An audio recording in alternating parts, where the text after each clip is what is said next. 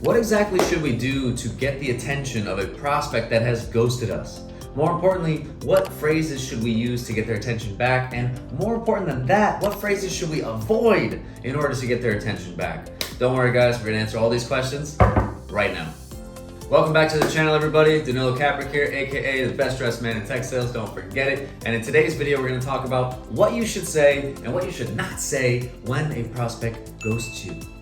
And we want to talk about this, you guys, because there's a lot of sales reps out there not only getting ghosted, but having very ineffective follow-up messages, right? That don't get them to re-engage. So in this video, what you can expect is that we'll give you some phrases that you should avoid when doing follow-up messaging and the phrases you should use to increase the likelihood that you re-engage any prospect who has ghosted you. All right, let's get into it.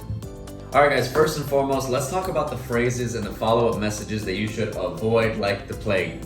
All right, guys, so the first phrase that we want to avoid when it comes to follow-up messaging and re-engaging anyone who has ghosted us is just following up, or anything to the effect of, hey, bubbling this back up to the top of your inbox. The reason we want to avoid this messaging, you guys, is number one, it's very low effort and it actually communicates, or it could communicate, a lack of respect for the prospect because it's so low effort. Number two, it points them back to the original message. And let's say our original message was not good, or it wasn't effective, or it wasn't enticing enough. Well, now we're just telling them to look at something they've already looked at that wasn't effective in the first place. So really not a good strategy there to say, hey, just following up or bubbling this back to the top of your inbox. All right, guys, the second phrase that we want to avoid using when it comes to following up with anyone who has ghosted us is the word thoughts. Okay, I couldn't tell you how many times I see SDRs and BDRs specifically use the word thoughts as a follow-up message. And it's just like, again, number one, it's very, very low effort. It's literally one word. And number two, kind of like the other example we just walked through, it's just pointing them back to something that might have been ineffective in the first place. If we wrote a terrible email, or if we wrote an email that centered on a topic that wasn't important to them, and we asked them for their thoughts about it, they're not going to give us their thoughts about it because it wasn't relevant to them in the first place, right? They would have gave us their thoughts in the first place if it was relevant and good and effective.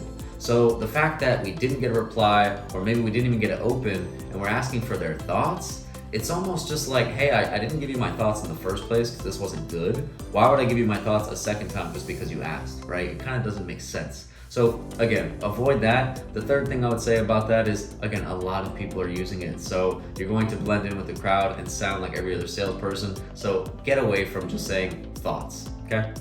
One more point to add here, guys. When we say things like just following up or thoughts, we're not really asking the prospect for anything, right? We're literally saying one or a few words, and we're not asking them to take any action. We're not very clear about what we want from them. We're saying things like just following up and the word thoughts. It doesn't command them to do anything. So when they see this language, they're almost confused at what to do because you haven't made it clear enough, right? You're just like thoughts. And they're like, well, I don't really have thoughts to share, right? So then what, right? So think about it logically. When you type what you type, is it going to make sense to the prospect, and is it clear what you're asking for?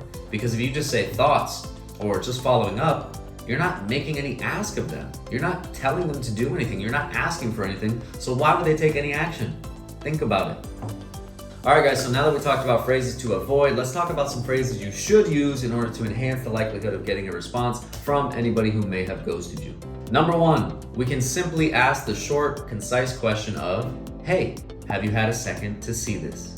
That's it. We want to do this, guys, because it's a simple, clear question, and it's something that's easy to reply to, right? They can say, yes, saw it, not interested. No, didn't see this, just looking at it now, whatever, right? But it's a clear question, makes a specific ask, and it's very easy to reply to. So that's why we want to stick with, did you have time to see this?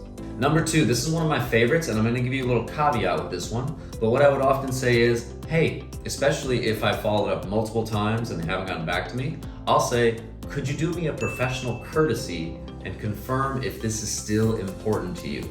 And here's the thing, guys, that word, professional courtesy, I've had some instances where people have not liked that word, and they've actually written back to me and replied very angry and say, professional courtesy, like inappropriate, that's impolite. But then I've had other times where it's wildly successful. and instantly I get a response that say, hey, I'm super sorry about this. Yes, yes, yes, da, da, da, whatever the response is, right? But there's something about that word professional courtesy that kind of motivates people and gets them to recognize like, hey, wow, like I'm a working professional, they're a working professional. Let me just do the right thing and get back to them.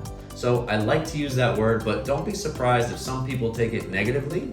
But either way, guys, whether it's negative or positive, it is a very effective phrase to use when it comes to getting response, because you trigger the sense of personal responsibility that they have as a professional. All right, so that one is very effective. All right, guys, number 3, the third phrase that we can use is saying something like, guessing this is no longer relevant, ?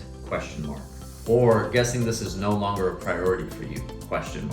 And we want to say this because it assumes, right? We make an assumption that, hey, this clearly must not be important if you're not getting back to me.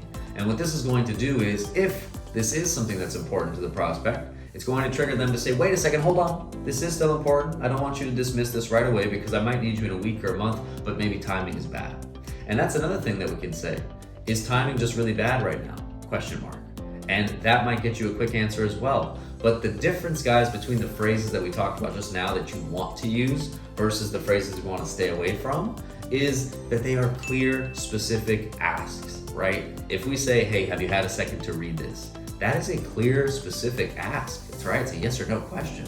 If we say something like, I don't know, can you do a professional courtesy and confirm if this is still important? We're asking them to confirm something, right? It's not just saying thoughts or just following up. So that's the difference, guys. Whenever you're following up with someone who's ghosted you, make sure the ask is very clear, it's simple, and it's concise, and it's not just some kind of lazy phrase like, hey, just following up, or thoughts, because there's no incentive for them to take action on those messages. So there you have it, guys. Those are some specific phrases that you can avoid when it comes to following up with people who ghosted you, and phrases that you can use to increase the likelihood of getting a response from anyone who has ghosted you.